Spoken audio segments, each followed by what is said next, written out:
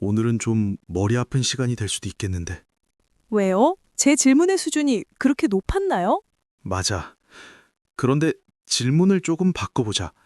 우리는 지금 배우는 사람의 입장에서 생각하는 게 더 중요하니까. 좋아요. 시작해보죠. 지난 시간의 질문을 어린아이가 민주주의를 공부할 수 있을까라는 질문으로 바꾸자는 말이죠. 맞아. 그리고 그건 거의 불가능하지. 민주주의 같은 추상적 개념을 받아들이기엔 그 아이가 가진 거미줄이 너무 작거든. 개념을 연결해줄 재료들이 없으니까. 근데 그러면 고등학생들은 민주주의를 공부할 수 있을까? 있지 않을까요? 어린아이보다는 거미줄이 더 넓으니까요. 왜 거미줄이 넓다고 생각해?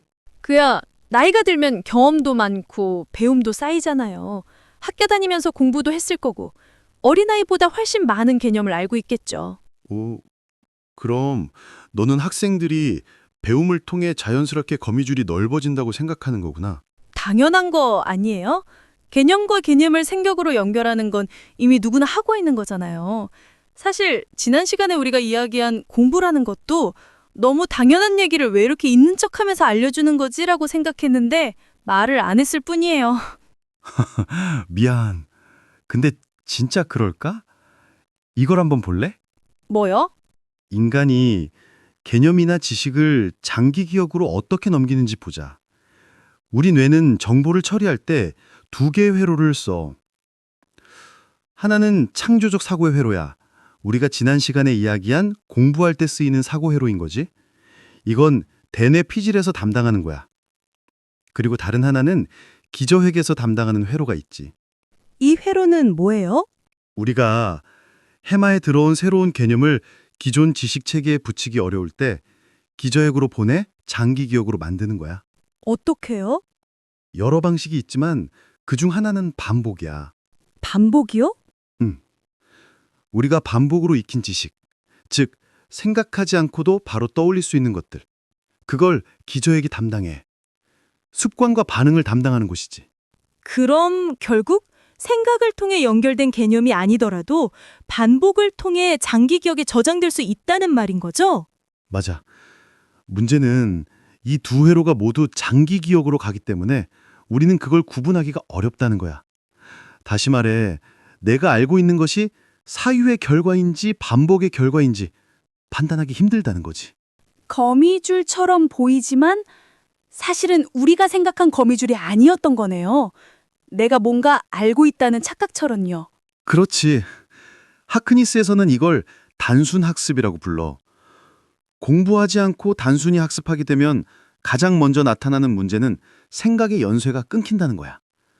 어떤 개념을 떠올려도 그 개념이 다른 개념으로 이어지지 않지.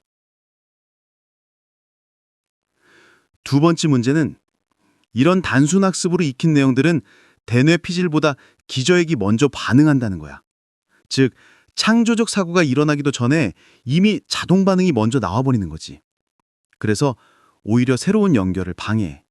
그럼 결국 이런 학습이 익숙해질수록 거미줄은 더 이상 넓어지지 않는다는 거네요?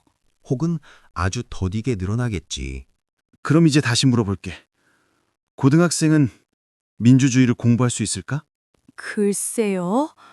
모른다가 더 정확한 표현일지도 모르겠네요. 그런데 얘기를 듣다 보니 좀 어려워요.